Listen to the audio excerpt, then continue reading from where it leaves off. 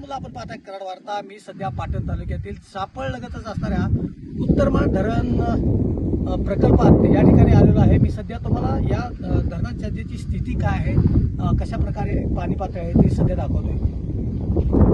आपण पाहताय की हा उत्तरमाळ धरण प्रकल्प आहे आणि आपण पाहताय पाऊस जो आहे तो पाऊस लांबवल्याने सध्या धरणाची जी पाण्याची पातळी आहे ती सध्या झपाट्याने उतरलेली आहे. कारण याच धरणाच्या माध्यमातून अनेक शेतीसाठी या पाण्याचा वापर केला जातो आणि एक ह्या भागासाठी हे महत्त्वपूर्ण धरण मानलं जातं. सापळपासून अवघ्या 1 किलोमीटर अंतरावर हे उत्तरमाळ धरण आहे. सध्या या धरणाला देखील पावसाची प्रतीक्षा आहे.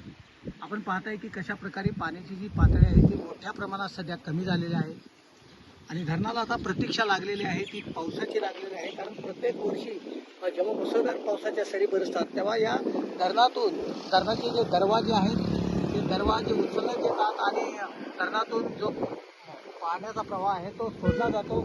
त्यामुळे प्रत्येक वर्षी आपल्याला हे चित्र पाहायला मिळतं. मात्र 2026 आला आहे, पावसाने अजूनही सुरुवात केलेली आहे.